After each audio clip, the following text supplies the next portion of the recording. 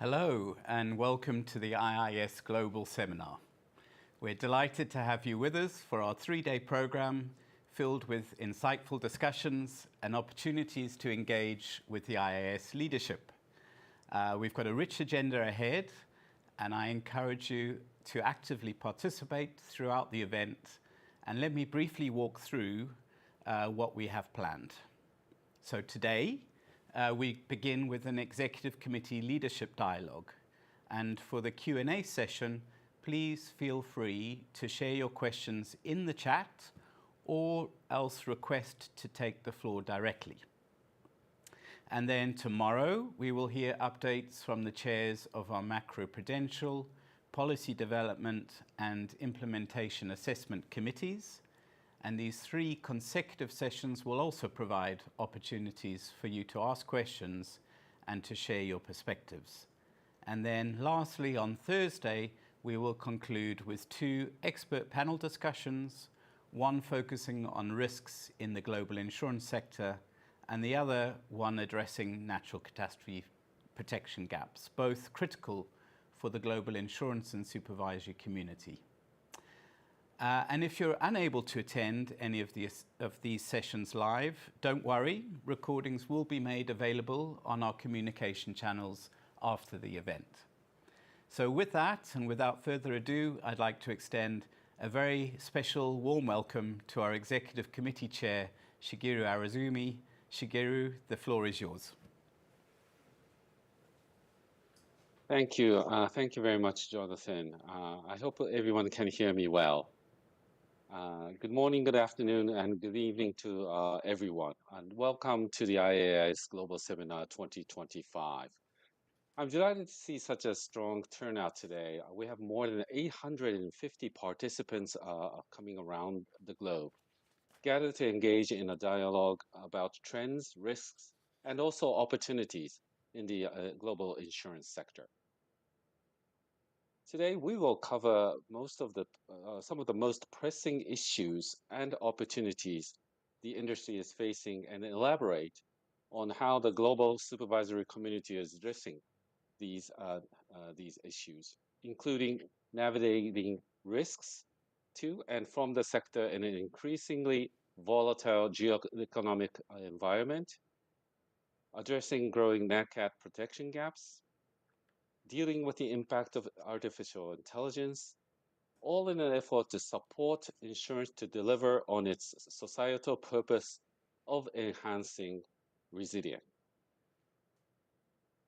I would like to take this opportunity to share how the IAIS is supporting our members to navigate these uncertain times and outline our key priorities under our new strategic plan 2025 to 2029.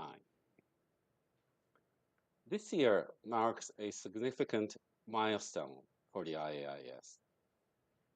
As all of you know, following an intensive period of standard setting, we now embark on a new chapter, one that prioritizes the consistent and effective implementation of the standards we have agreed.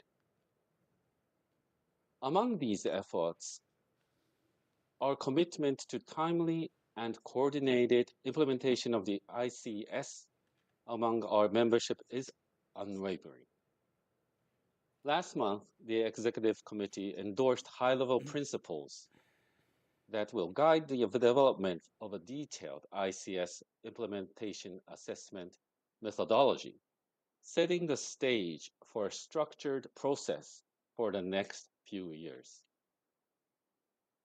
This includes baseline assessments by jurisdictions in 2026, the aim to start detailed jurisdictional assessments by the IAIS in 2027. This approach ensures that the ICS becomes a truly global standard, fostering consistency, transparency, and comparability in the supervision of IAIGs. As part of this process, the final aggregation method being developed by the United States, which will be their implementation of the ICS, will also undergo an implementation assessment. This will follow the same timeline and methodology as ICS implementation assessment in other jurisdictions, incorporating both qualitative and quantitative analysis, whilst also accounting for the specificities of the AM. When fully implemented, the ICS will act as a common language for cross-border group-wide supervision, strengthening the resilience of the global insurance sector and safeguarding policyholders across the globe. Another cornerstone of our work is the IAIS Global Monitoring Exercise, which enables us to identify and respond to emerging risks and trends in the insurance sector. Our mid-year GMAR, published at the end of June, highlights critical themes that will shape our focus for the remainder of the year. These include geoeconomic fragmentation, which very much poses challenges to insurance management, both on the asset side as well as the liability side, increased investment in private credit, and the adoption and governance of AI. Rising geopolitical tensions and economic divisions are amplifying risks. For example, credit, foreign exchange, liquidity, interest rate, and underwriting risks, to name a few. We are closely monitoring these developments and will provide a comprehensive analysis in our December GMAR. Given the cross-sectoral nature of these challenges, collaboration with global policymakers and international fora has never become more critical. The IAIS is actively engaging with the World Bank, the IMF, the G7, the G20, as well as other standard-setting bodies to ensure that insurance supervisory perspective is well represented in global policy discussions. One area where this collaboration is particularly vital is our new strategic theme, supporting insurance to fulfill its societal purpose of building resilience. This theme underscores the importance of insurance in addressing protection gaps, promoting financial inclusion, and ensuring the fair treatment of customers. These are complex challenges that demand coordinated, multi-stakeholder solutions, and the IAIS, deriving its strength from the diversity and expertise of its membership with over 200 jurisdictions, is well placed to contribute to developing solutions. I am especially proud of the IAIS leadership in addressing NatCat protection gap, a growing concern in the face of increased extreme weather events. This year, we contributed to the G20 agenda alongside with the World Bank, advocating for multi-party solutions to NatCat protection gaps, particularly in emerging markets and developing economies. I encourage you to join our panel discussion on Thursday that will highlight this work further. Looking ahead, we will collaborate with the World Bank and other partners to develop practical resources that supervisors and policymakers can use to address these gaps in their jurisdiction. Later this year, we will also publish a GMAR special edition on the potential financial stability implications of NatCat protection gaps. As we move forward, the IAIS remains deeply committed to advancing its mission, promoting effective and globally consistent supervision of the insurance industry to develop and maintain fair, safe, and stable insurance markets through collaboration, innovation, and practical solutions. This global seminar is an opportunity for us to reflect, exchange views, strengthen our collaborative resolve to address the challenges and opportunities which lies ahead. I look forward to hearing your comments and questions during the dedicated Q&A segment later in this session. Thank you very much for your attention, and I now hand it back over to Jonathan to guide us through this session. So, Jonathan, the floor is yours. Hand it back to you. Thank you, Shigeru. Thank you for your leadership and those instructive remarks. So we'll now turn to our Executive Committee Leadership Dialogue. And so let me start by welcoming to the virtual stage our Vice Chairs. So first of all, Petra Hilkemar, also Chairperson of IOPA. Then Andy Mays, Insurance Commissioner of Connecticut. And Siham Ramli, Director of Communications and International Relations at ACAPS Morocco. And collectively over the next hour and a half, our EXCO leadership will provide an overview of some of the issues that are top of mind among insurance supervisors around the table at the IAIS. And we'll have an opportunity for Q&As at the end of the session. You can send us your questions via the WebEx chat, or you can let us know that you'd like to take the floor, also via the chat, and you can then unmute yourself and ask your question. Please remember to state your name and organization when you do so. Just a reminder that tomorrow we will have a series of sessions with the committee chairs, and this will provide an opportunity to ask questions specific to their work. So we may refer some of your questions to those sessions for more detailed responses. So with that, we'll now turn to the discussion with our EXCO chair and vice chairs, and we'll start with a few sort of broad perspective questions to get the ball rolling. And Shigeru, if I could start with you. So we are living at a time that feels like it is characterized by ever more rapid change, plus more recently, geoeconomic uncertainty and volatility. So what do you see as the challenges and opportunities for the insurance sector and the IAIS in this rapidly changing environment? Thanks, Jonathan, for your question. So let me just kick it off. I think what we are witnessing right now, the growing speed, complexity, and interconnectedness of the challenges is we have never seen something like this actually before. If you look at macroeconomic and geopolitical uncertainties, if you look at technological disruption, if you look at protection gaps, this is something that we are facing is quite significant and also quite interconnected. Importantly, this is not only just risks for us, but it also could provide for opportunities for the sector to make a difference and to deliver, as I mentioned in my opening remarks, the societal purpose to enhance resilience by the insurance sector. And more importantly, we also need to be mindful that global issues these are global issues which require global responses, many of which touch upon a broader public policy objectives. And that is why we have embarked on and expanded our engagement with policymakers to ensure that the critical role of the insurance sector in responding to global societal challenges is reflected and reinforced.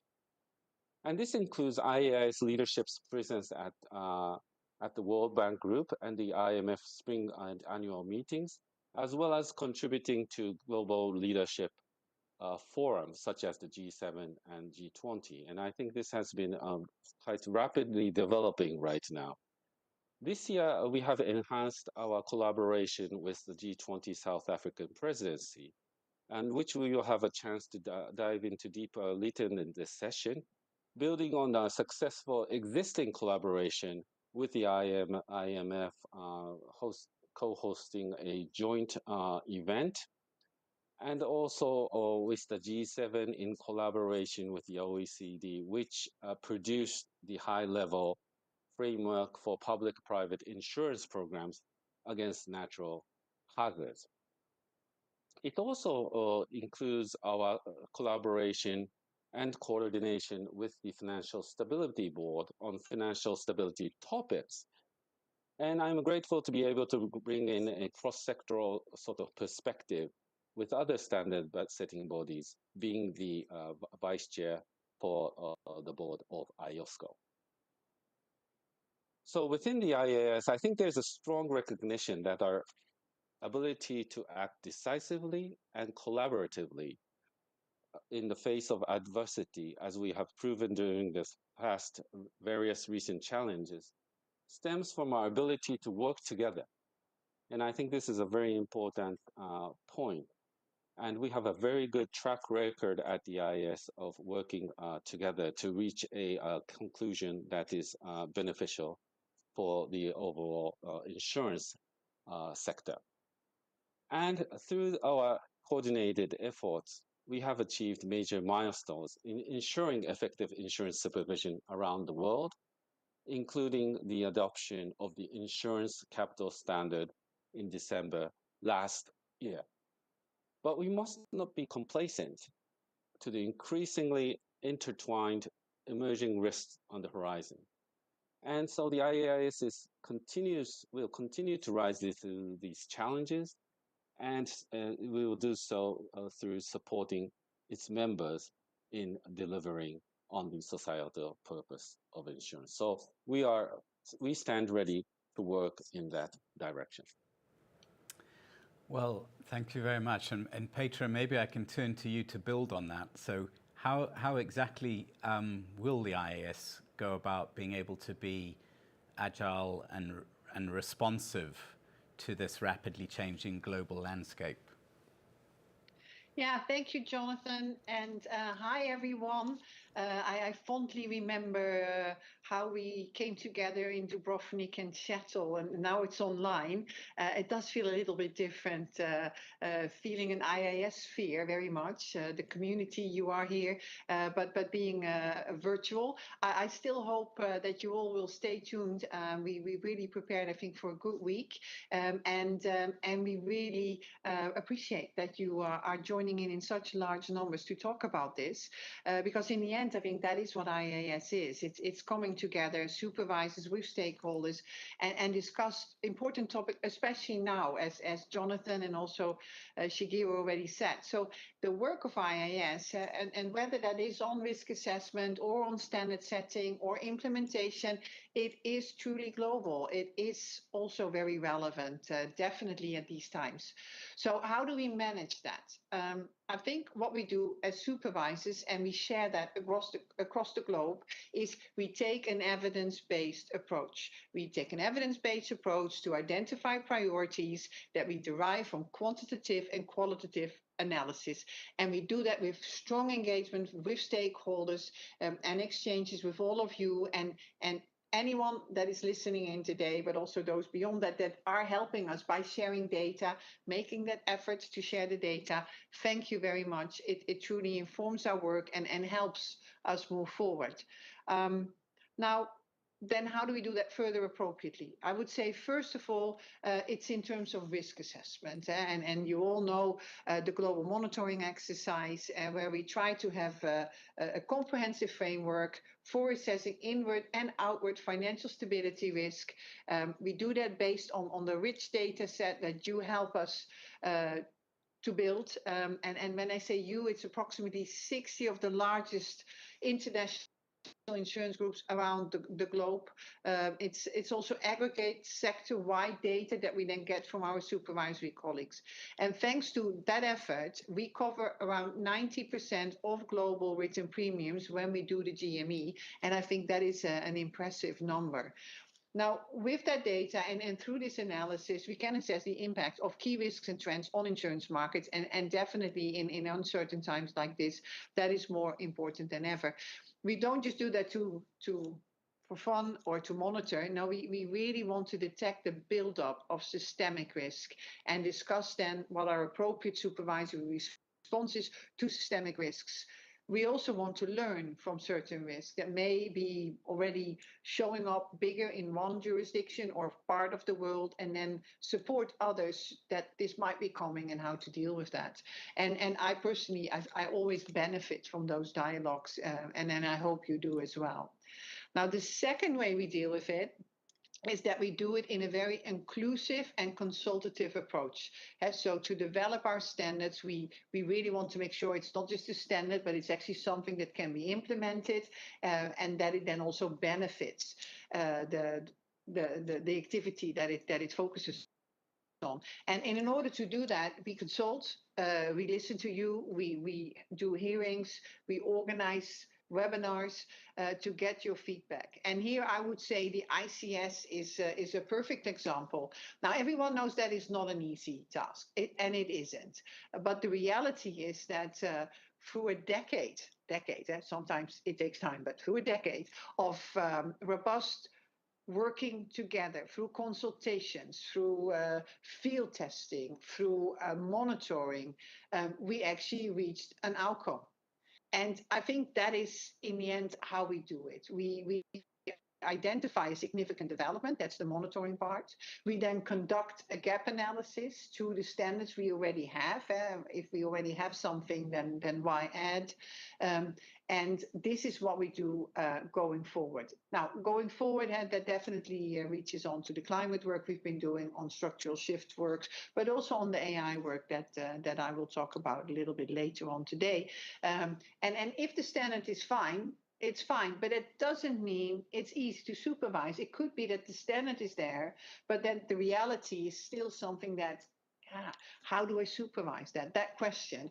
And here we have targeted application papers that then help to make sure that how we apply that standard in practice is still understood, is done to a large extent, or hopefully even more harmonized way, and with that it helps supervisors, but because we consult on that, you also help us to do that, and hopefully you are informed of our expectations.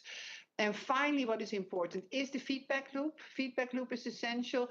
How does it work? Is it still fit for purpose? Do we need to make changes? We keep doing that. So inclusion, consultative approach, where we start from a gap analysis. Do we need more? If we decide we don't need more, we still want to make sure we can apply it. And while we are doing that, we have this feedback loop to make sure that what we do is still relevant in changing times.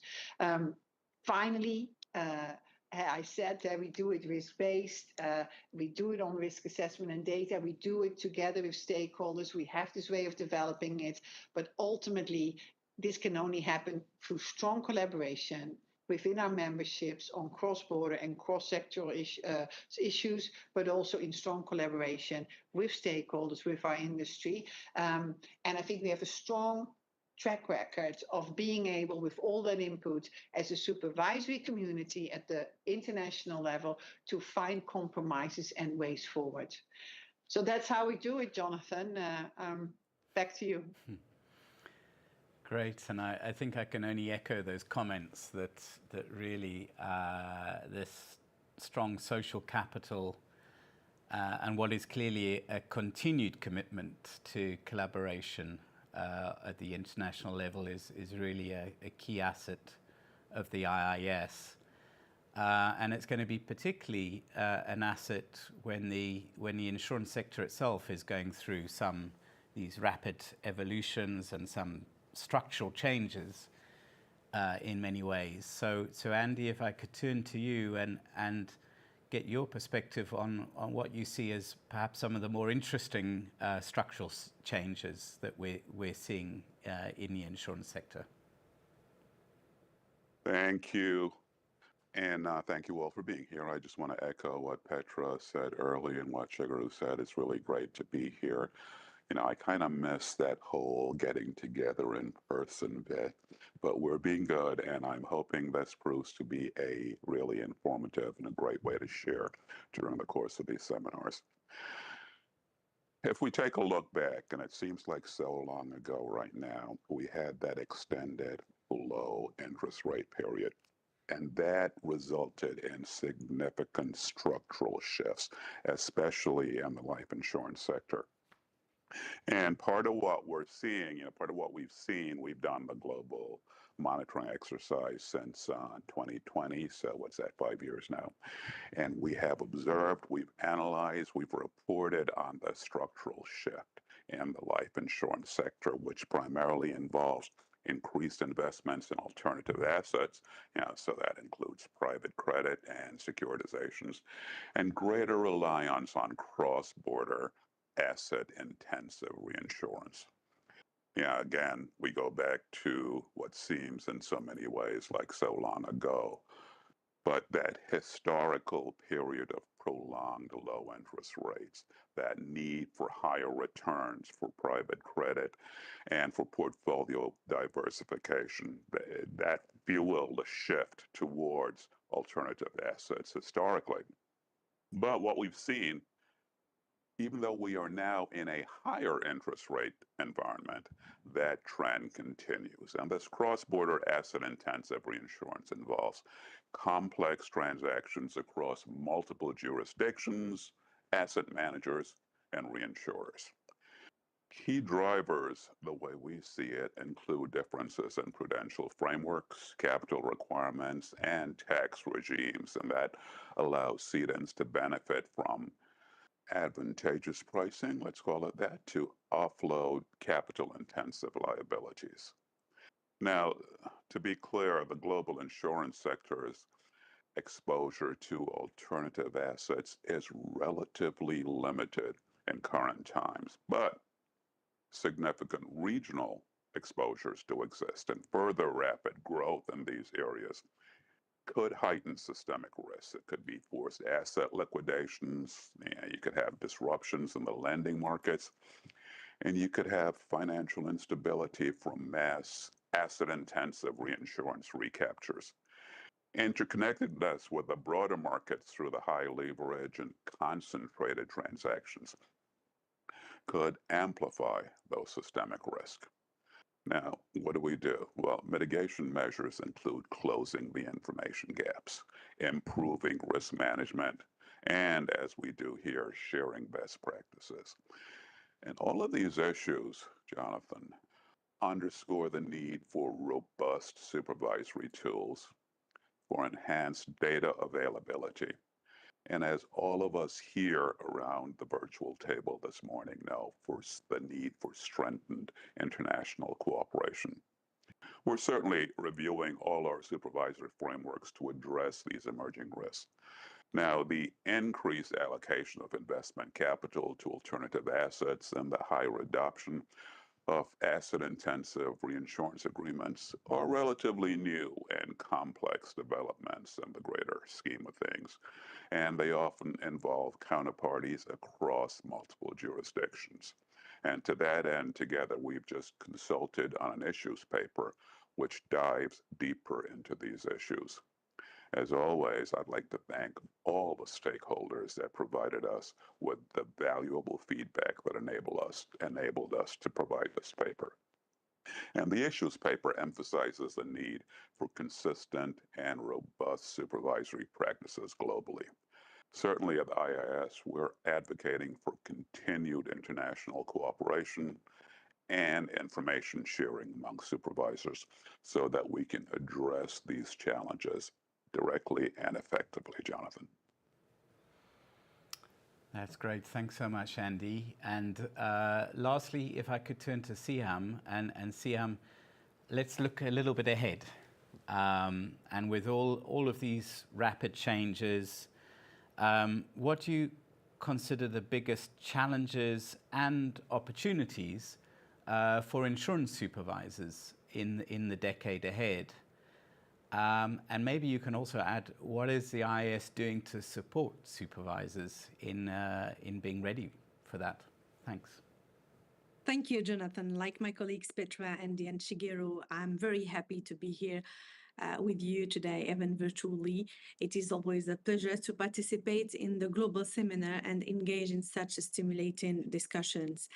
As a global community, the IAIS has worked closely with its diverse membership to identify the challenges and the opportunities facing supervisors. This work has fed our strategic direction and will guide our future effort to support our members. We identified 3 strategic themes in our strategic plan that will guide our work from now until 2029. strengthening supervisory response to climate change, adapting to increasing digital innovation and cyber risks, and supporting insurance to serve its societal role. Allow me briefly to elaborate on each of this theme. First, strengthening supervisory response to climate change. Climate change is fundamentally reshaping risk landscapes. We are seeing increasing physical and transition risk that impact insurers, underwriting, and investment activities. Supervisors are actively integrating climate risk into supervisory frameworks and prudential requirements. In April, the IAS published its final application paper on the supervision of climate-related risk. This provides a comprehensive overview of how the IAS existing insurance core principle can be applied to address climate-related risk. Moving forward, we will continue to support our members with practical materials and knowledge sharing sessions to help them addressing climate-related risk within supervisory framework. Second, adapting to increasing digital innovation and cyber risks. The rapid pace of technological change is transforming the way we live and work, with significant impact on the insurance sector. Supervisors have to oversee their fair and responsible use of emerging technologies like AI and machine learning, while also exploring how to leverage them in a responsible manner. To support members, the application paper on the supervision of AI was published on 2nd of July, providing additional guidance to assist implementation and examples of good practices.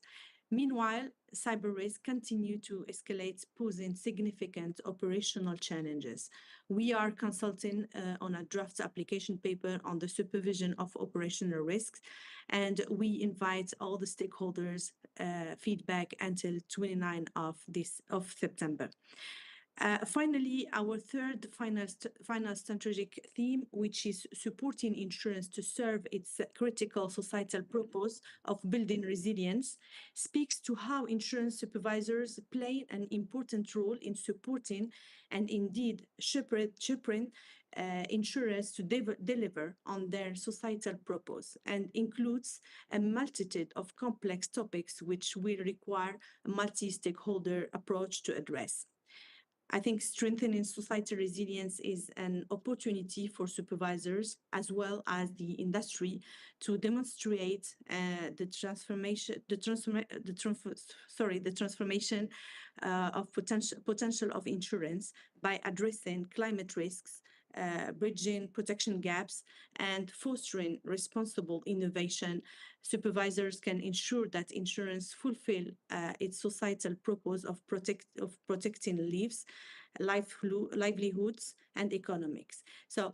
And economies. So the IAS will continue to support supervisors in this mission, helping to build a more resilient future. Back to you, Jonathan.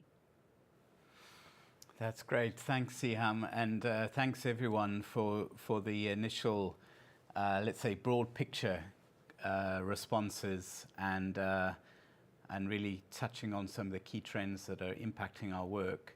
Now, before we go to the open Q&A session, I would like to dive a little bit deeper into some of the specific issues that we've covered, and maybe a couple of questions to each of the panelists.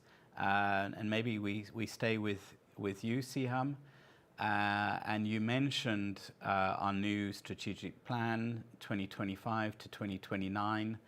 And for those of you who follow our work will be aware that this is really a sort of milestone new chapter that we're in. It marks the end of an intensive standard setting period and the start of a period where the focus is much more on implementation of our agreed standards. And then, of course, the other big change, I think, that Siham, you mentioned, was this new third strategic theme around supporting the role of insurance in building societal resilience. Now, you lead the engagement of the IAS with emerging market and developing economy jurisdictions, a very important constituency within the IAS membership. Could you talk a little bit about what this shift to implementation means for EMDE members and perhaps some of the main projects that the IAS is doing in this space?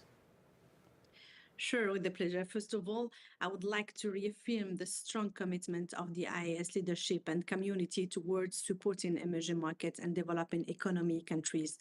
Our effort towards these jurisdictions remains a top priority as we work together to strengthen insurance supervision and promote financial resilience worldwide.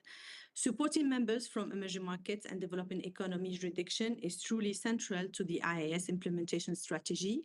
Under our new strategic plan, we are further strengthening our implementation assessment and support framework.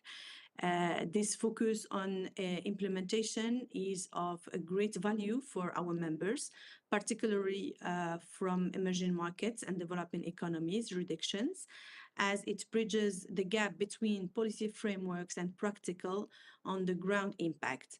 It ensures that agreed standards are effectively and proportionally implemented in ways that strengthen financial system, build resilience, and expand access to insurance. A key part of this proportionate implementation, that means adapting global standards to fit local context, which is really important, and enabling supervisors to manage risk while fostering resilience and stability without holding back development and innovation, which is particularly crucial in EMD jurisdiction. When it comes to implementation assessment, we continue to build on our robust implementation assessment work to help members understand their level of observance of the IAS supervisory material. Tools such as our ICP self-assessment tools or thematic peer review help members identify illustrative example and strengthen their regulatory framework. Our work doesn't stop here. We also provide ongoing implementation support through peer exchange on key issues and trends through our forums, development of practical guidance, and enhanced capacity building in cooperation with our implementation partners. This strong commitment to support members is reflected in our continuation of our partnership with the Financial Stability Institute and the Access to Insurance Initiative, now hosted and convened by CGAP, part of the World Bank Group. We are also expanding our partnership with the key training institute, including Toronto Centre, the Frankfurt School of Finance and Management, and the International Actuarial Association. This collaboration will further enhance our capacity building and support to our members. Finally, we have started reviewing our implementation approach to ensure that assessment and support are fit for purpose, benefit our broad membership, and translated into further understanding of ICPs and strengthening regulatory and supervisory frameworks. That's great, Siam, and thank you for making the point that the diversity of the membership of the IAS is one of our key strengths, and that we really strive to make sure that we're adding value to our members from EMDE jurisdictions, many of whom I hope are on the session today. I wanted to pick up on one of the points you mentioned, also support to implementation through supervisory guidance, and we produce this guidance and supporting material. Perhaps you could mention a few examples of how this focus on supervisory guidance, particularly on priority topics for EMDE jurisdictions, how that has progressed this year. Thanks. Thank you, Jonathan. And as you may know, all of you members of EMD represent almost half of our membership. This is natural, brings a strong EMD focus on the work of the IAS. I am pleased to say that we see very good engagement across the EMDs, which is encouraging as we work together to strengthen insurance supervision globally. Let me share a couple of concrete examples of our work in this area. One specific example is that our risk-based solvency implementation forum continues to provide members with guidance on how to practically implement risk-based solvency regimes.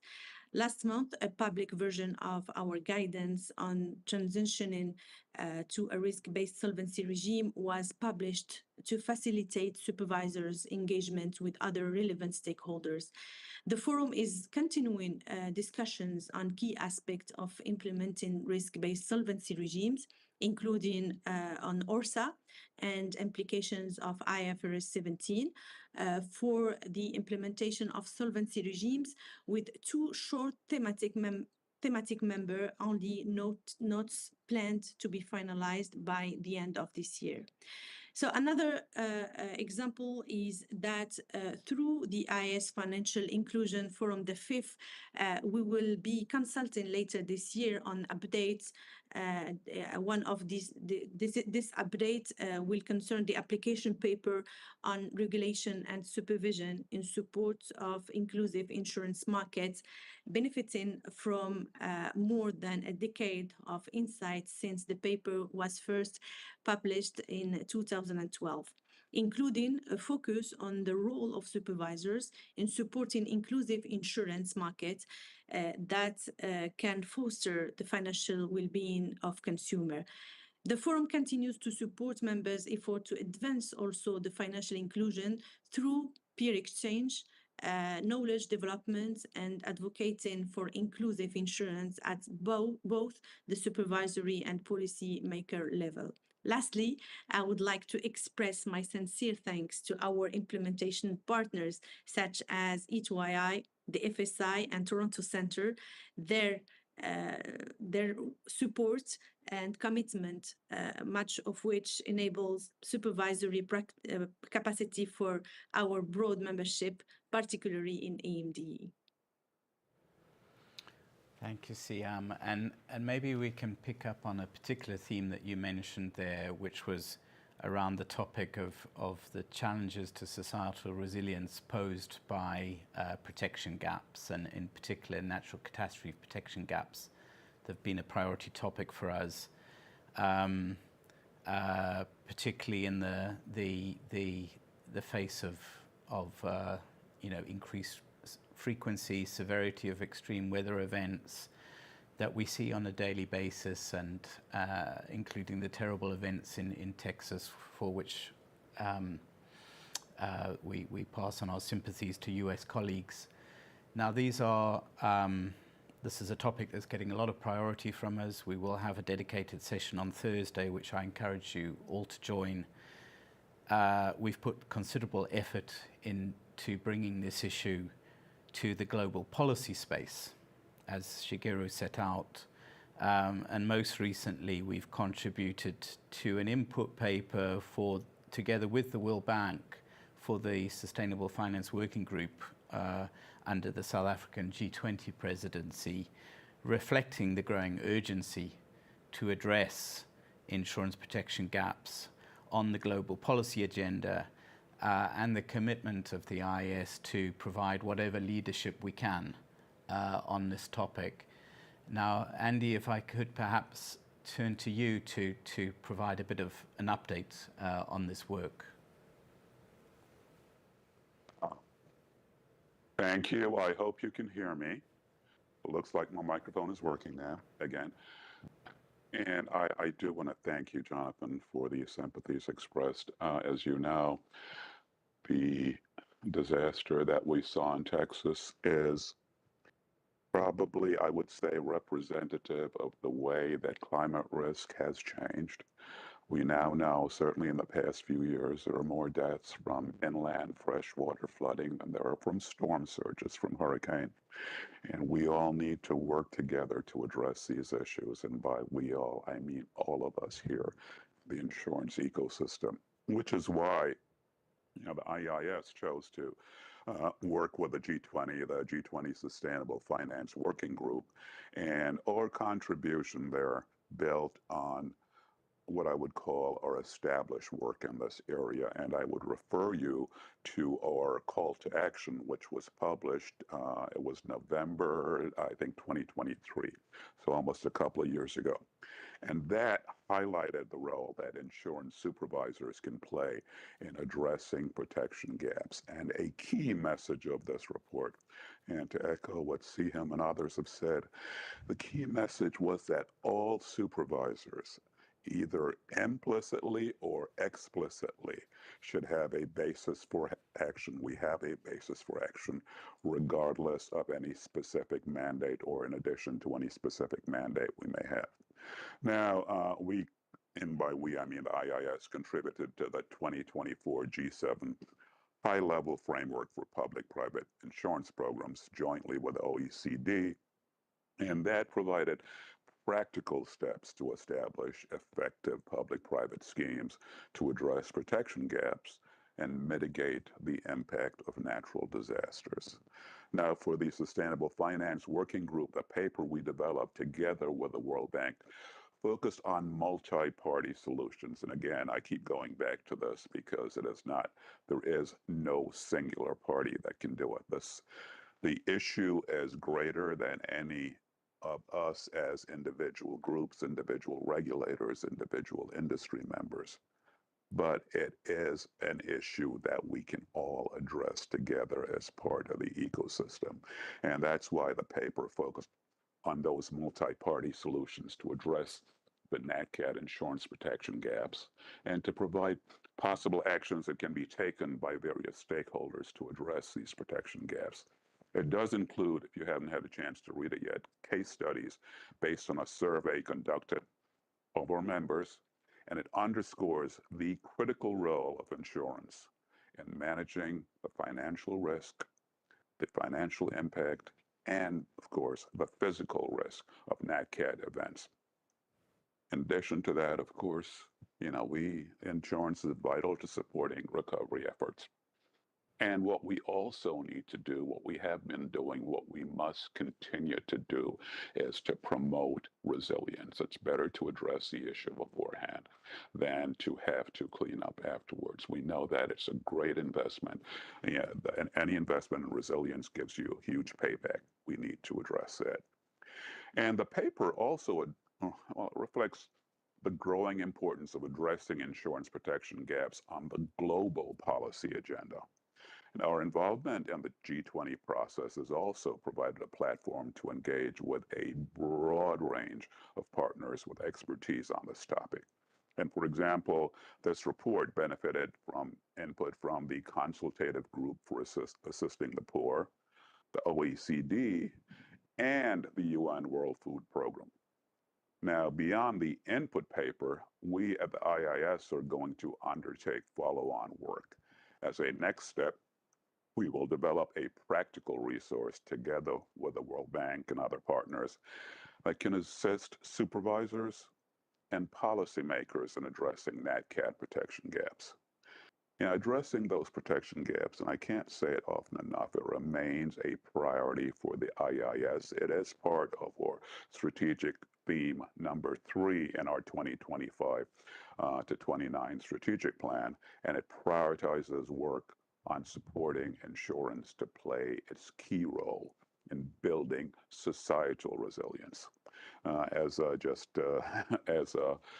To let you know, later this year, the IAIS will publish a GMAR special topic on the potential financial stability of implications of NatCat protection gaps. So this is a promo, and I think it's worth reading. This report will focus on how insurance protection gaps create spillovers to other parts of the financial system and the real economy, such as banking, real estate, households, and government finances. We will continue to focus on this issue, Jonathan.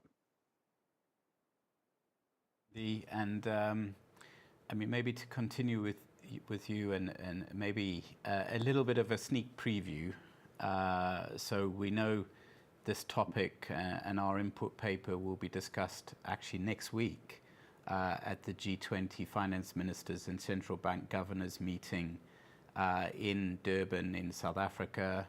There will be a high-level event with ministers and governors to raise awareness and action on this topic, and the input paper that we've worked with the World Bank will be published, hopefully still in July.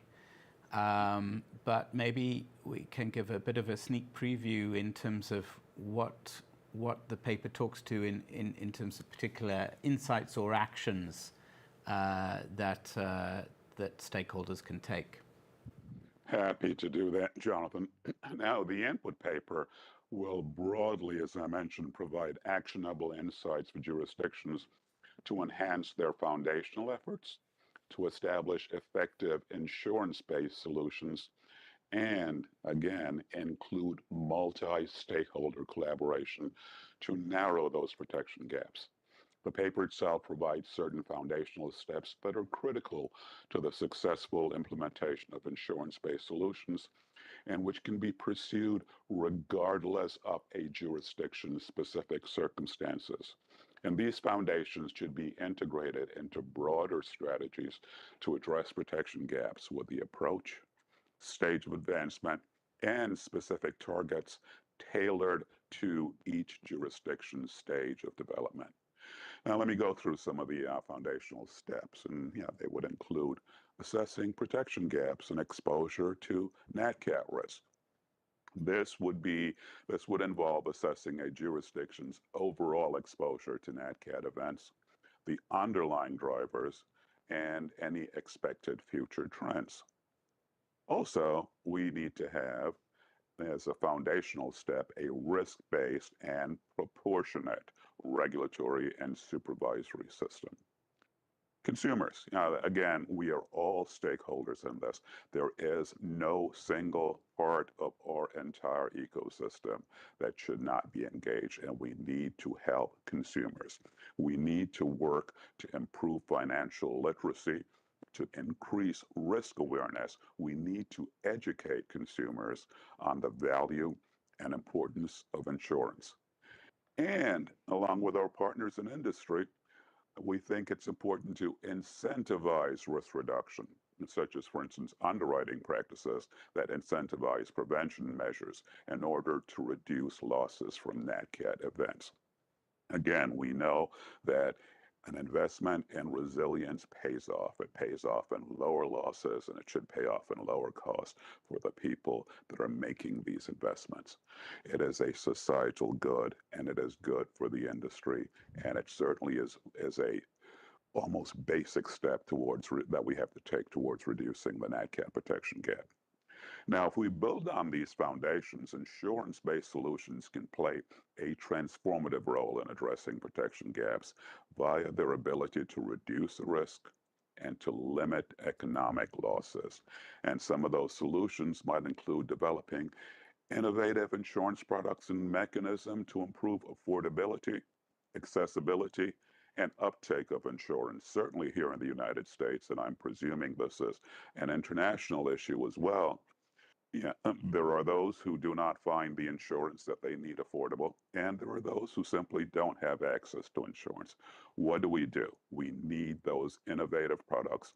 We need those innovative mechanisms, and we can use, I know CHAM is on this panel. Morocco's doing an incredible job with public-private partnerships. We need to promote parametric insurance. We need to expand microinsurance, and I know we're going to hear a lot about AI. We do need to leverage technology.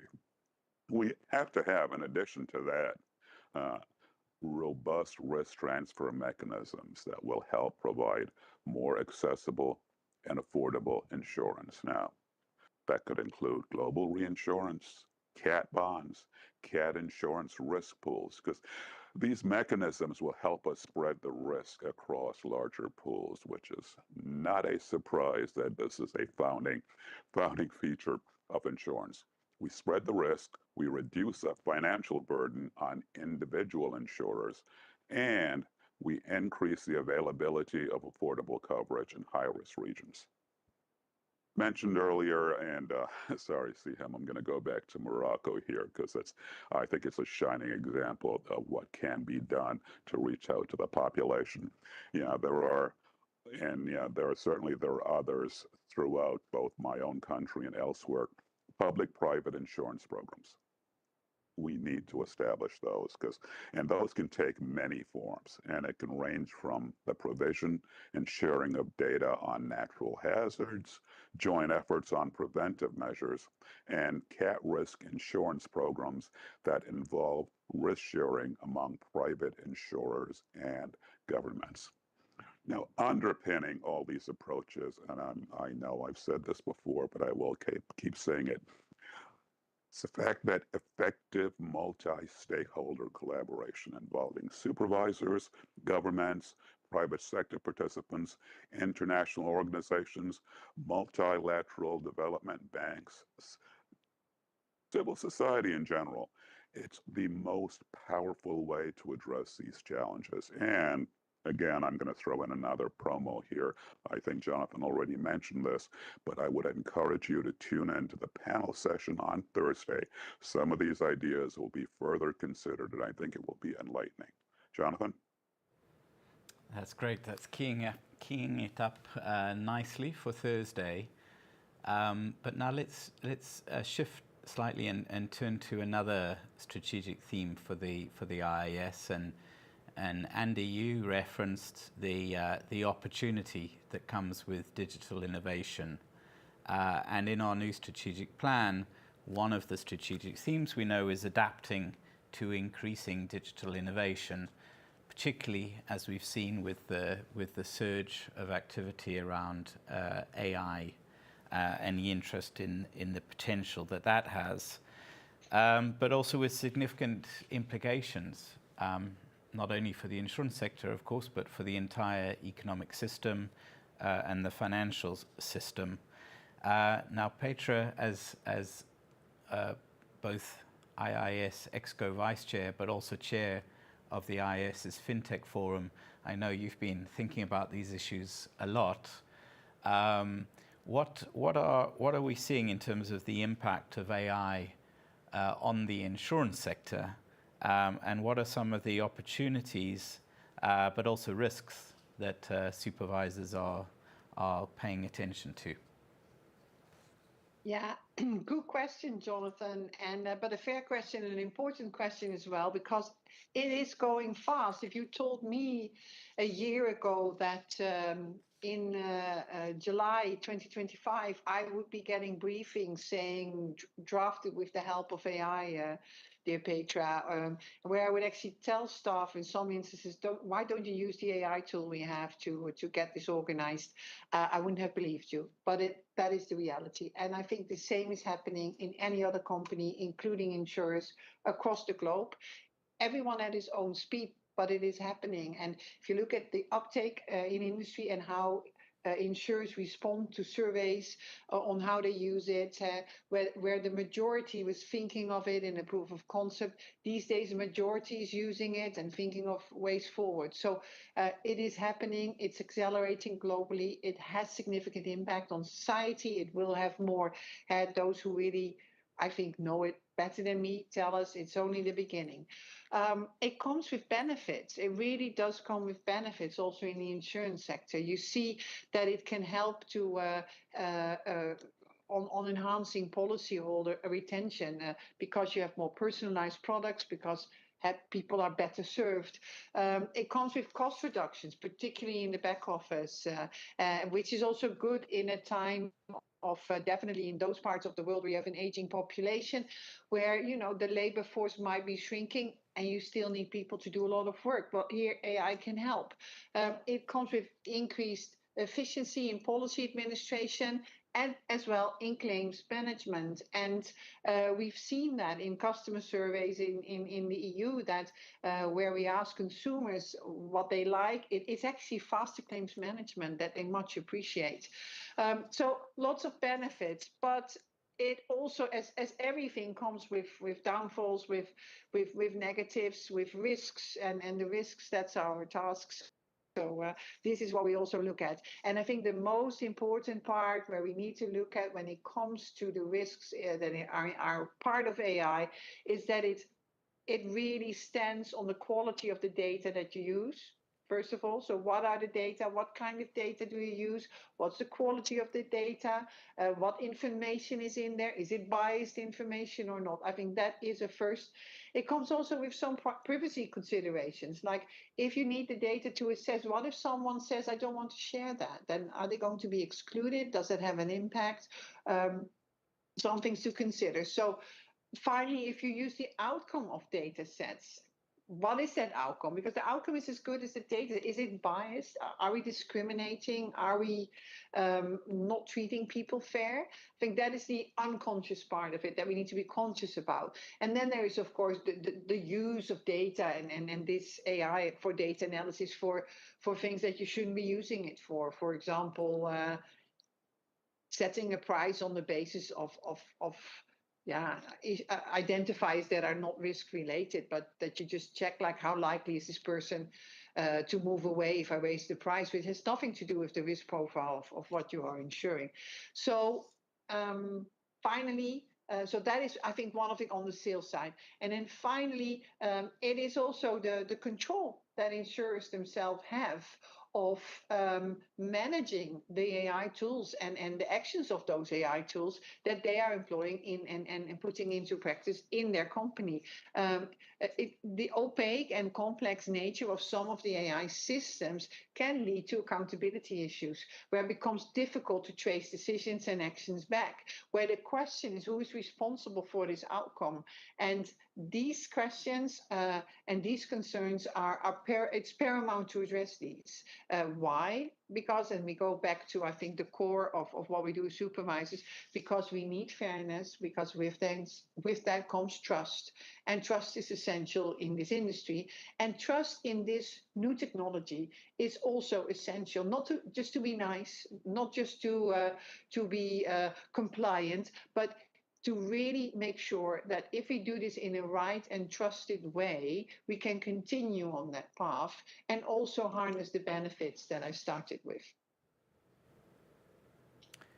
No, great. I think that's fantastic, setting out the opportunities, but of course, also as supervisors, it's natural to have a little bit more focus on the risks. I think you set those out very nicely, and we have assess those risks from an IAIS perspective, but also we've turned our attention to how are we going to help our IAIS member supervisors to tackle these potential risks in a way that also helps with global consistency. It helps with concerns about market fragmentation in how these are being addressed. Maybe you could talk a bit about that as well. Happy to. So I think I alluded already a bit to it when I did the previous question round.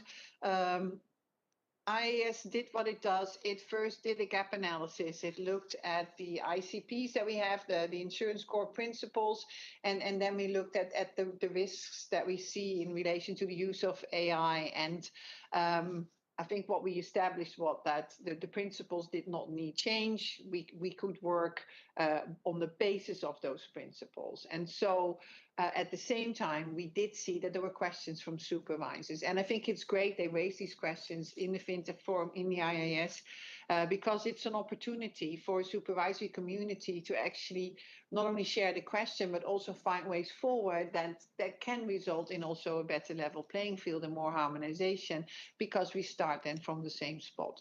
So with that in mind, we published the final version of the application paper on supervision of AI. We did that last week.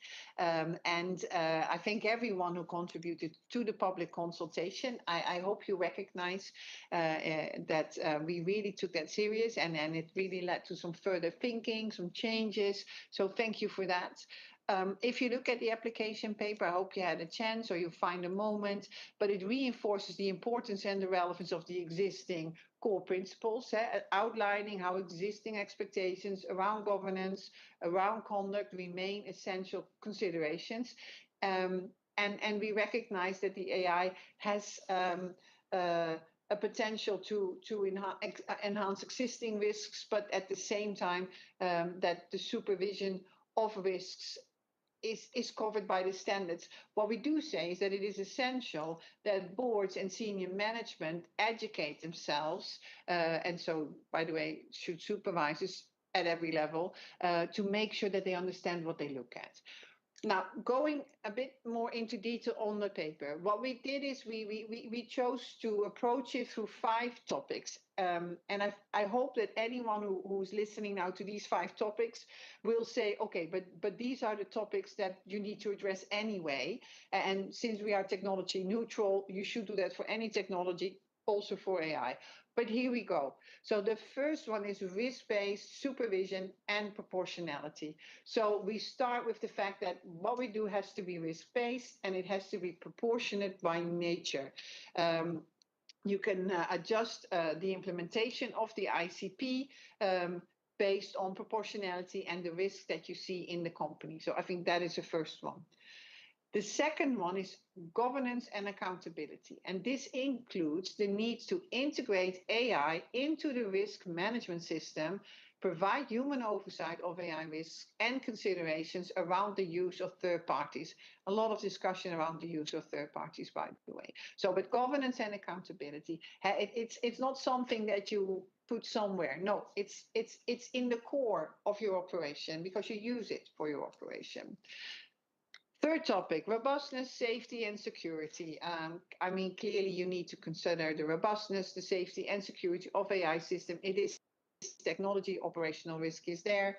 You need to make sure you manage that. The fourth topic, transparency and explainability. Here we really touch on fairness and non-discrimination. So it sets out the need for AI outcomes to be explainable and tailored to the need of different stakeholders. And finally, really focusing ultimately on serving customers, fairness, ethics, and redress. It includes a need for the fairness of the design, the monitoring of outcomes, and adequate redress mechanisms. Not just, by the way, to serve consumers, but if you have proper redress mechanisms in place, you also get the feedback, and if you organize it well, the feedback loop that will help you to improve your AI system as well. And it very much also highlights the need for supervisors and insurers to consider the broad societal impact of risk pricing. Now, again, I want to thank everyone who contributed to this. If you haven't had the opportunity to read it, or if you still have questions on it, also a bit of advertising following the good example of Andy. We have a webinar next week where we also will explain more about this paper, and you're more than welcome to join. Back to you, Jonathan. Fantastic. Thanks very much, Petra. And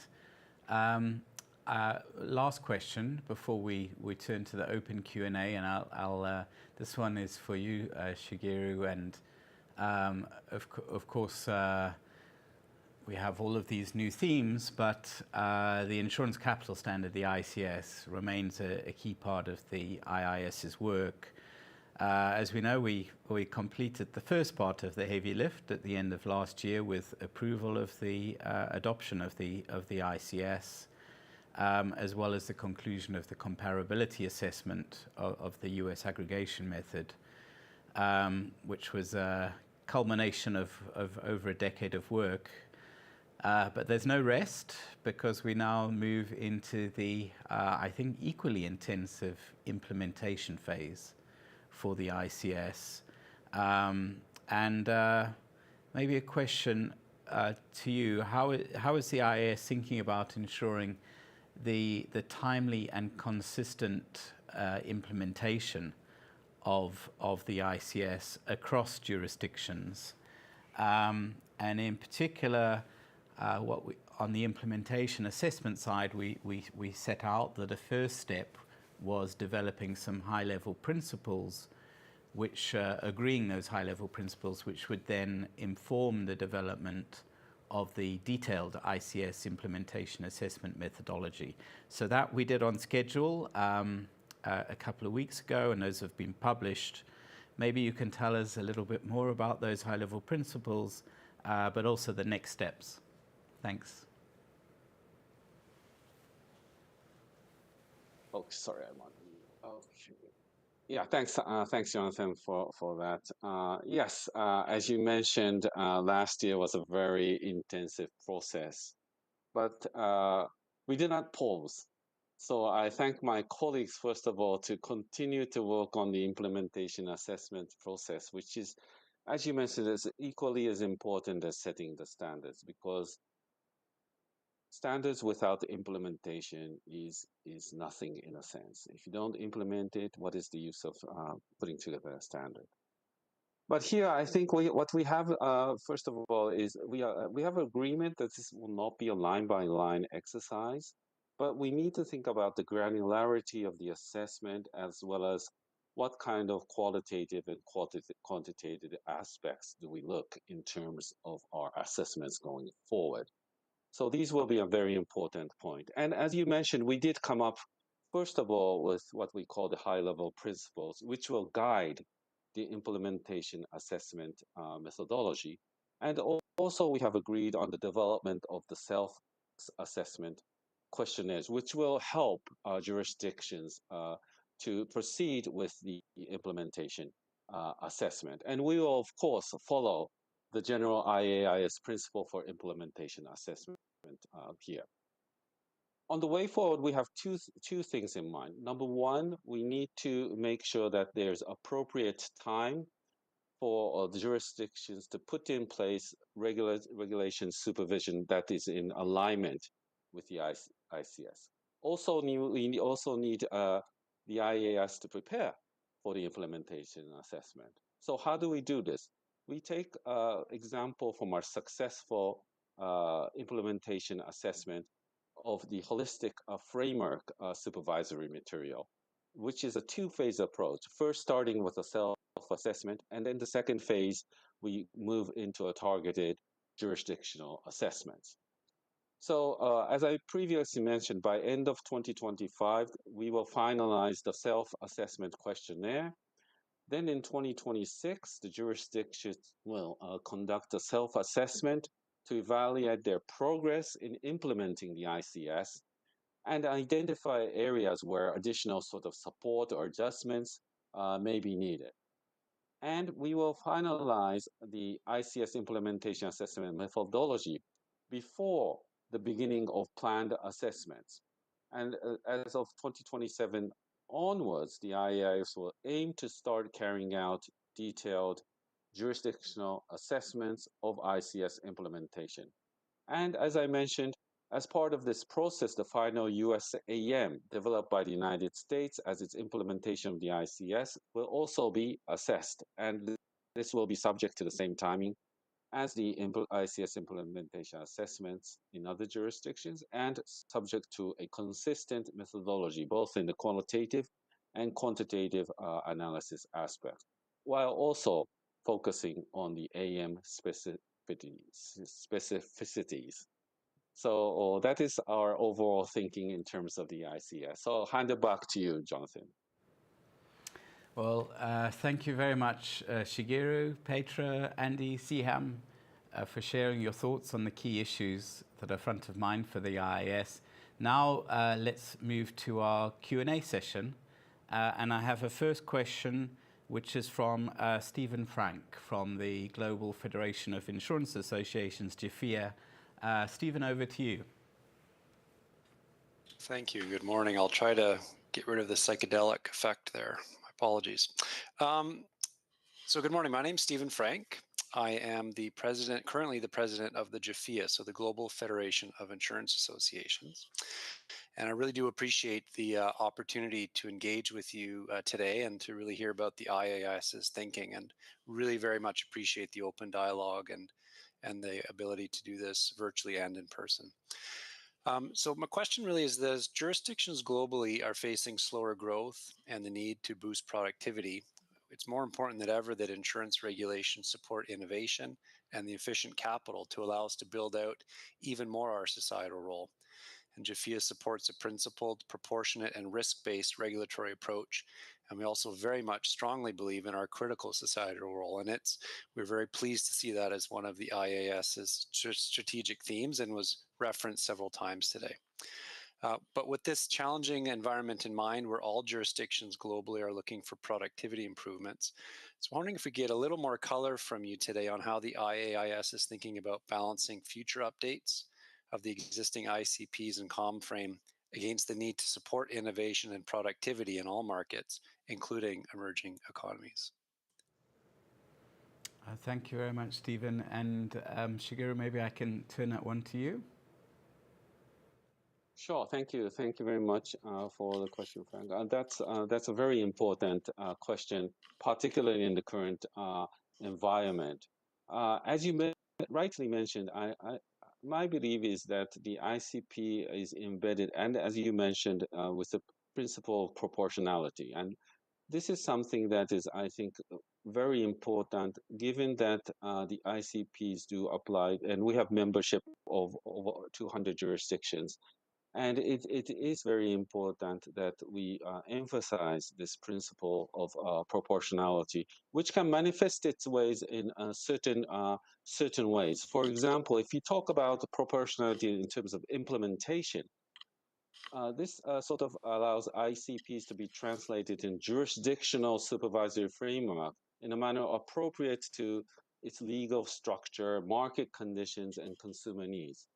And if you talk in proportionality in terms of application, here the supervisor, it allows the supervisors to sort of increase or decrease of the intensity of supervision according to the risk inherent to insurers, the risks posed by insurers to policyholders, the insurance sector or financial system as a whole. So we have a sort of a proportionality embedded in the ICPs, which allows supervisors and regulators to look into various aspects and tailor their supervision according to its legal structure or its supervisory sort of objectives. So in that way, I do think that what you have mentioned about the importance of balancing innovation and growth can be sort of reflected in these terms of proportionality. In the next 5 years, we do not envisage any kind of major updates of our standards or to develop any kind of major new standards, but we do need to make sure that our standard remain fit for purpose, and as I mentioned, to continue to allow for innovation and efficiency. And we do have a robust feedback loop in place across our key activities within the IAIS that may inform any further sort of refinements or updates to our standards in the future, including on risk monitoring, implementation assessments, and also stakeholder engagements. So in continuing to refine our standards and our data risk request to support our risk assessment work, we will continue to strive to ensure what is put into place does not go beyond what is necessary in order to achieve their purpose. So I am confident that we have a good structures and process in place to ensure that this happens on the ground. Turn it back to you, Jonathan. Thank you, Shigeru, for that answer, which I think captures it very well. Now we have another question, which is from Stefan Hall from Consumers International. And Stefan wasn't able to join us in person, so I will read out his question, and I will turn it to Siham to respond to. So it's around climate-related risks and how those are reshaping insurance markets. And some consumers already face unaffordable premiums or the withdrawal of cover in high-risk areas, as Consumer International's members in New Zealand and Canada and other countries have already reported.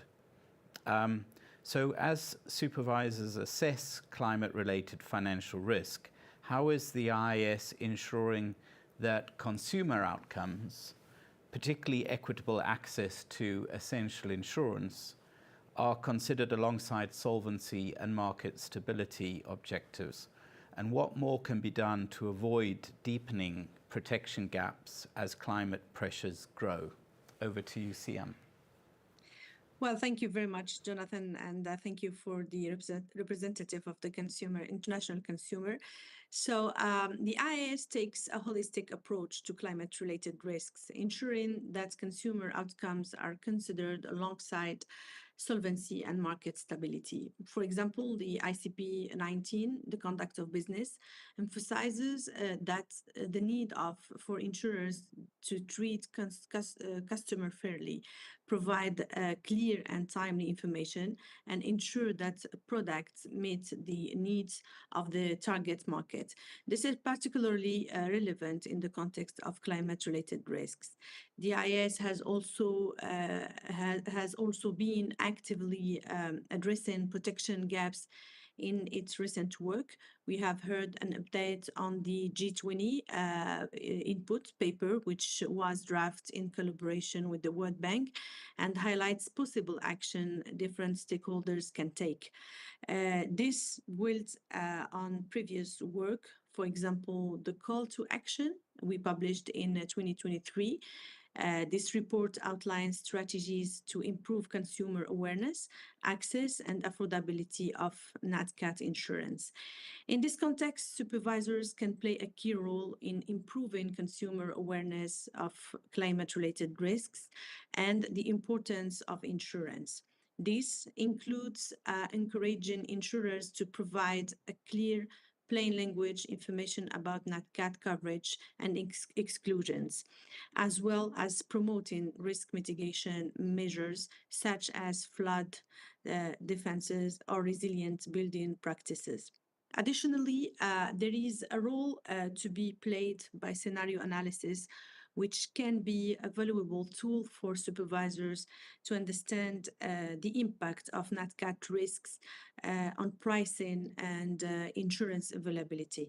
To avoid deepening protection gaps, we need to explore innovative solutions such as parametric insurance, and we have a parametric insurance also in Morocco, and microinsurance. Also public-private partnership, and Andy spoke about it earlier. These approaches can help provide affordable coverage for high-risk area where the traditional insurance model may no longer be viable. Moreover, tackling protection gaps effectively requires collaboration between insurers, supervisors, government, and other stakeholders, including civil society. I think that civil society and consumer organizations have an integral role in raising awareness about the importance of insurance in managing, particularly in underserved area.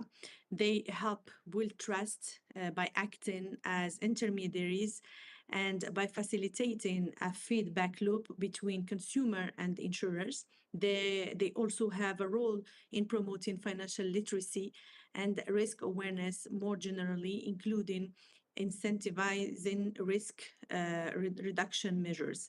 Looking ahead, building on our report to the G20, the IAIS and the World Bank will continue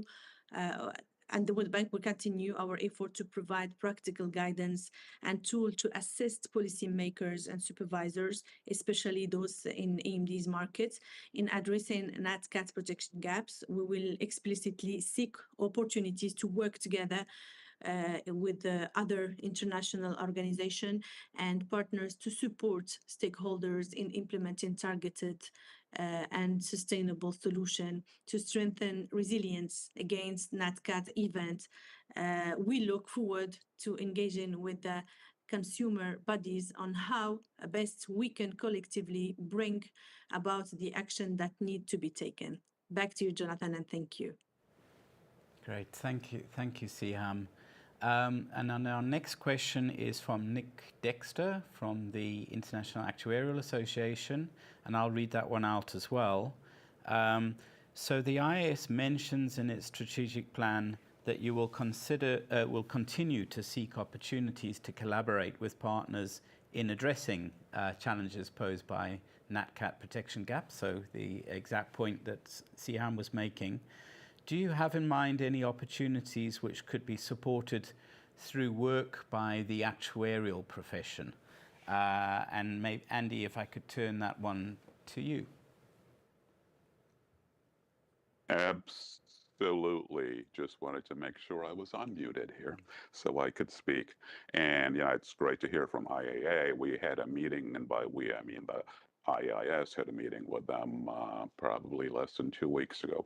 And it's a great group to be involved with. I'm in insurance. And yeah, to respond to the question, I don't do anything without actuaries. So we expect the IAA to have, and the actuarial profession as a whole, actually, to have an important role in these collective efforts. And part of it goes back to what I've said earlier, and I know you may be tired of hearing it, but addressing the complex social challenge and NatCat protection gaps is an urgent issue, and it does require that concerted multi-stakeholder action.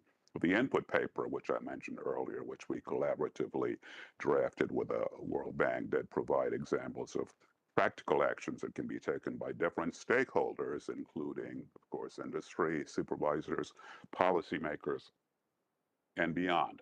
And the IAA and its member associations, like my good friend here in the US, could potentially bring great expertise and experience to support some of those actions. For instance, risk assessment, data analysis.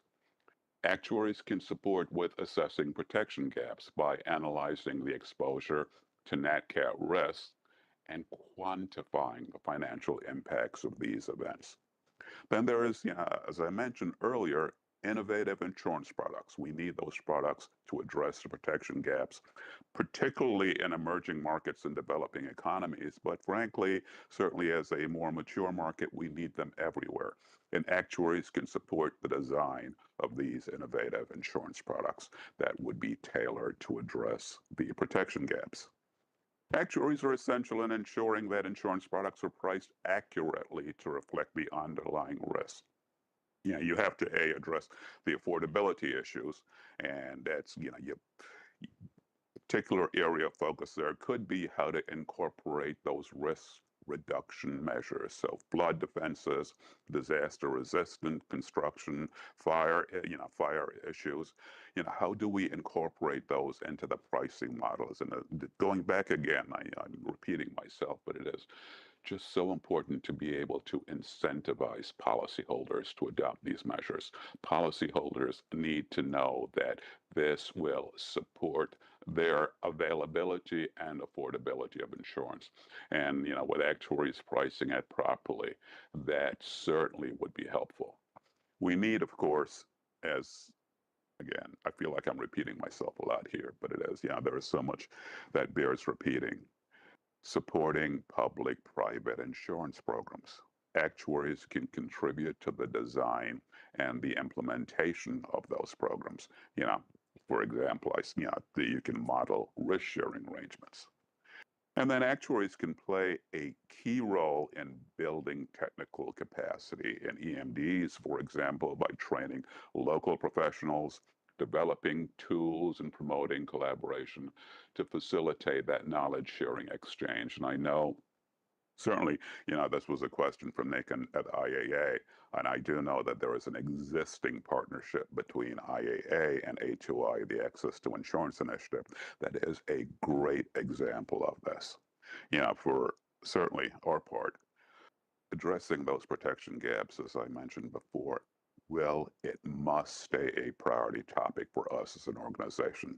And as CM mentioned, follow-up work on our report to the G20 will aim to provide practical guidance and tools to assist policymakers and supervisors in addressing these NatCat protection gaps.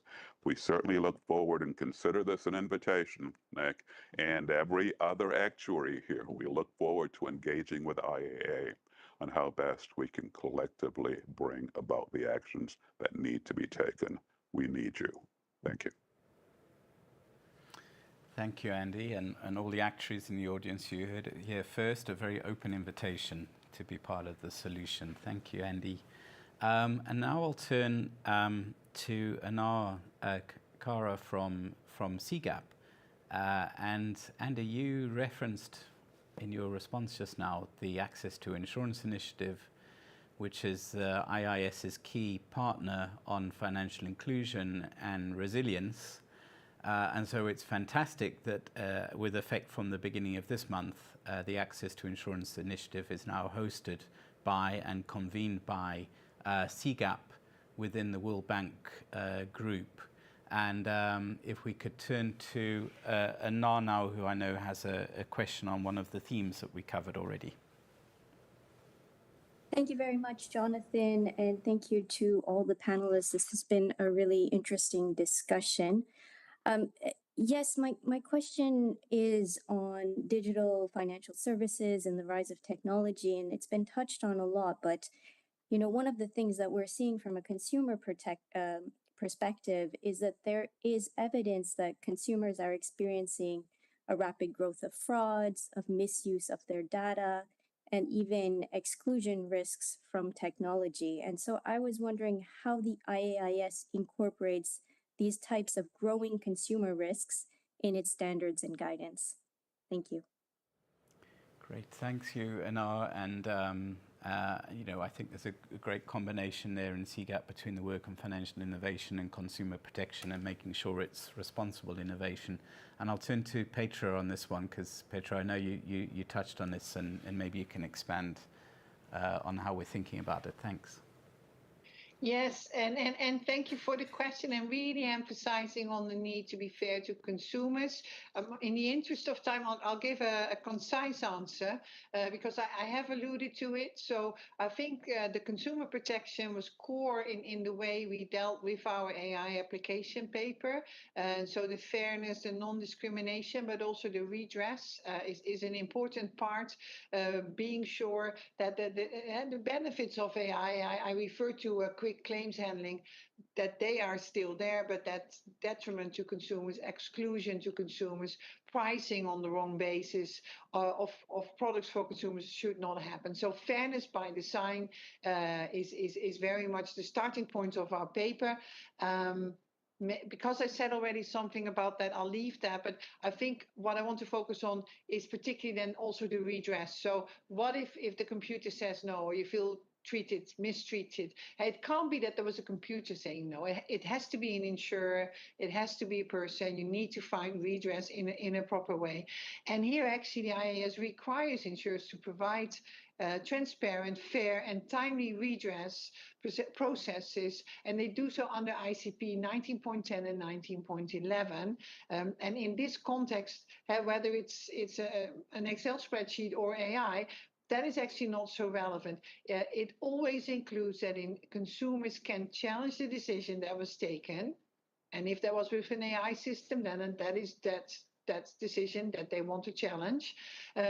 Because there is inaccuracy in the data, because there is an unfair treatment on the basis of the data, or just because they really don't understand and they need a proper explanation. That is there. We will continue to work on that as well. And we do not only do that in the FinTech Forum, but in the IAIS, we also have a market conduct group, and we closely work together with them to make sure that the perspective from the consumer and the consumer protection is at the core of the work we develop on supervising AI. I'll stop there, Jonathan. Thanks very much, Petra. And we're running a bit into buffer time, so I will limit it to 2 more questions. before we close. And one of those questions is from Andres Portilla from the IIF. And Andres, are you still with us? I'm here, Jonathan. Can you hear me? Yes, very well, thank you. Yes. And we can see Great. you too. Thank you, and thank you for this opportunity. It is extremely helpful, as always, to be able to have this dialogue. As you know, the IIF is a cross-sectoral organization, and we have not only a significant amount of insurance companies, but also banking organizations. So my question goes to that cross-sectoral nature of the work, particularly on the topic of climate. So I wanted to ask you about what kind of collaboration or exchange is happening between the Basel Committee and the IAIS on this topic. Primarily also as Basel has reshaped its work on climate and is now very focused on physical risks and the impact that those can have on the banking industry. So I wanted to ask you, from a cross-sectoral perspective, and particularly around physical risk, the dialogue and collaboration between you and the Basel Committee. Thank you. Great. Well, we benefit from a chair of our executive committee with strong cross-sectoral experience. So, Shigeru, if I could turn this to you. Thanks. Thanks, Andres. Good to see you, albeit on the web. Yes, to your question, first of all, we are working a lot with all the standard setting bodies, also with the FSB in this regard, collaborating with UNDP, a Sustainable Insurance Forum, as well as the NGFS. So we do work in a sort of a cross-sectoral space on this issue. And as you may know, we did publish our application paper on climate-related risks this April. In the course of that, we did do a gap analysis comparing ourselves with the Basel Committee's principles, which they published in 2022. So in that sense, I think we have alignment with what the Basel Committee has done in the past. Albeit we also look at insurance-specific dimensions. You mentioned about sort of the challenges with respect to climate-related work that is happening on the ground right now.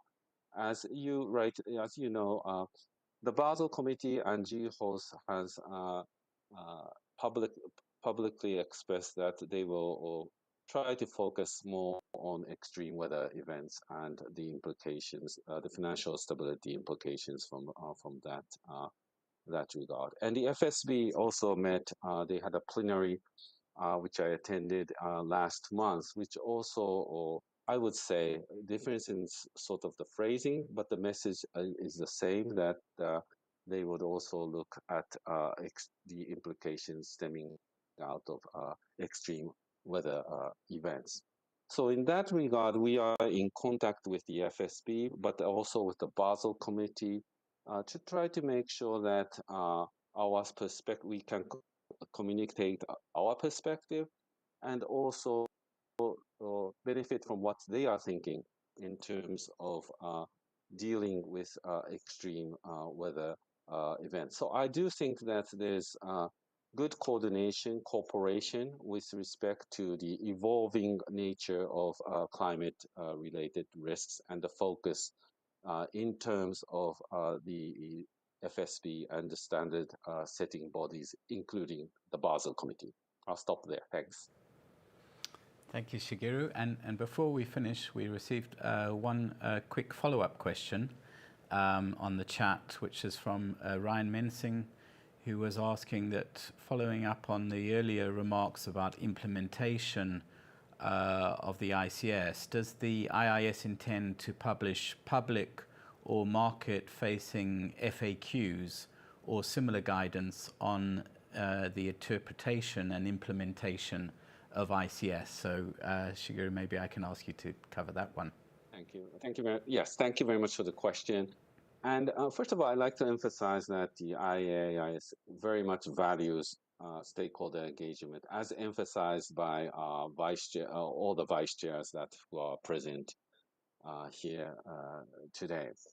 On the implementation assessment of the ICS, I think we must be mindful that this is about implementations of jurisdiction and not about implementation assessment of IAIGs.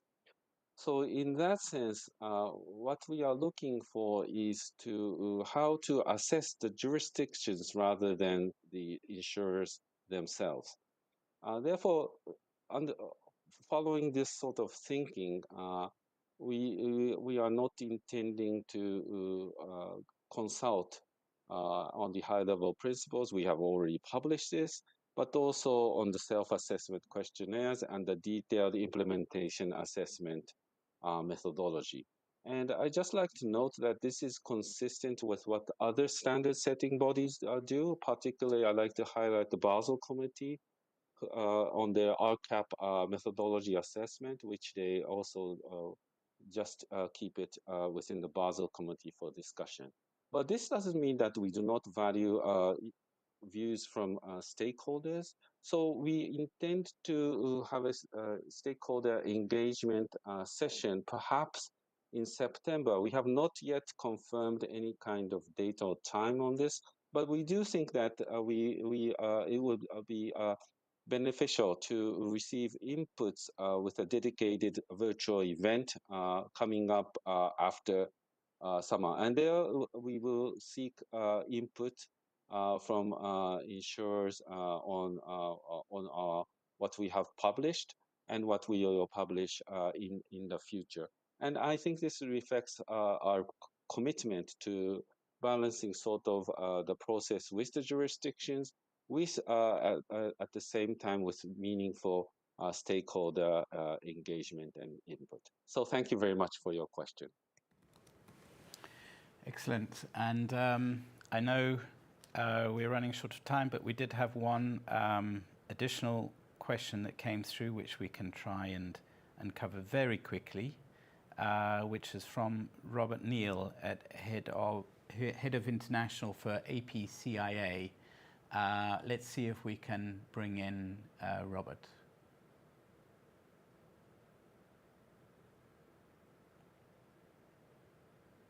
Sometimes it takes a little bit of time to do that. Can you hear me, Jonathan? Yes, Robert, thank you. We can hear you. Great, great. Thank you for the opportunity. I had a brief question here that I wanted to pose. The IAIS has participated in the IMF World Bank meetings in the past, providing valuable information to global participants about the key role of insurance. My question is, will the IAIS participate in the October IMF World Bank meetings to discuss NatCat protection gaps and the new IAIS strategic theme of societal resilience? And would it be possible to explore a roundtable including industry representatives possibly? Perfect. Well, I can give a couple of remarks and then hand over to Shigeru as well. I think, as you will have heard today, our work on addressing NatCat protection gaps has been very much in partnership with the World Bank, and certainly we've been talking to them about the fact that it would be very beneficial to have an event as part of the October IMF World Bank annual meetings, a session together with the World Bank on this topic, and we can talk specifically about our G20 paper as well. So I think we should be able to know more about that and confirmation in the next month or two, and share that with all of you, and the idea of a sort of roundtable discussion with industry folks as well. We can discuss with our partners at the World Bank, but not sure, Shigeru, if you have anything to add there. Sure, thanks. Thanks very much for the question. And yes, this continues to be, NatCat will continue to be a very important work. And as I mentioned, and I think Andy mentioned as well, that we have, together with the World Bank, provided an input paper to the Sustainable Finance Working Group of the G20. And I think this work will continue on. And in that regard, I think it makes sense for us to collaborate with the World Bank to perhaps host an event in the margins of the autumn annual meetings, which can, I would agree that we can benefit from industry's views. So that might be an option that we can pursue with the World Bank. And hopefully with those inputs that we are able to sort of refine and provide a more detailed sort of deliverable in the future. And I think this sort of demonstrates that this work will continue to be important in the global space. So thank you very much. Before we wrap up, I did want to hand the floor back to Shigeru to also share some news about a leadership transition for the IAIS later this year as well. So Shigeru, if I could. Thank you very much, Jonathan. And I'd just like to mention that as part of a sort of a regular rotation at a financial service agency of Japan, I will be stepping down as Vice Minister of the FSA of Japan, effective 22nd of July. So that'll be in a couple of weeks. I plan to go to Durban in South Africa to be a host for the IAIS World Bank event in the margins of the finance ministers and central bank governors meeting. But that will be my last job as a Vice Minister of International Affairs. As of that time, I will serve as special advisor to the Minister for Financial Services in Japan, which would enable me to continue to carry out my role as IAIS chair and support a seamless transition to a new chair, IAIS chair, who will be elected later this year. And during this period, I remain fully committed to the IAIS and its mission, ensuring continuity and stability as the organization moves forward. I just would like to mention that it has been an honor and a privilege for me to serve in this capacity over the past 2 years.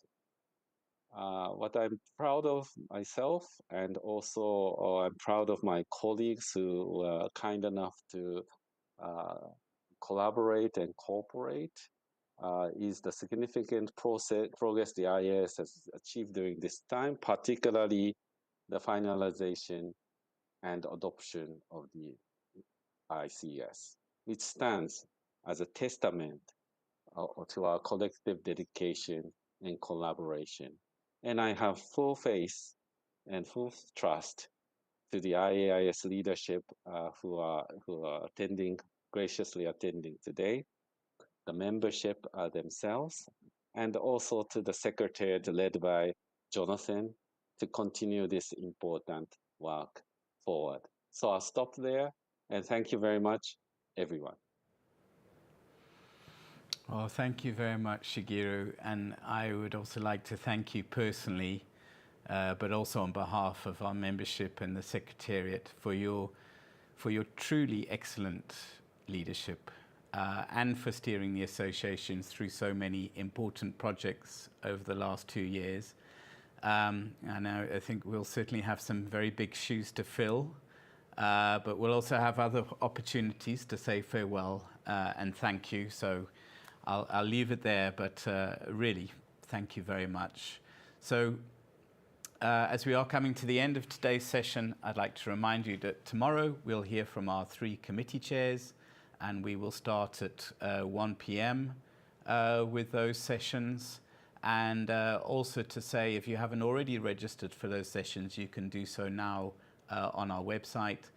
And lastly, you will have seen on the screen a QR code which will lead you to our feedback survey, and we'd be very grateful if you could take less than a minute of your time to let us know your feedback.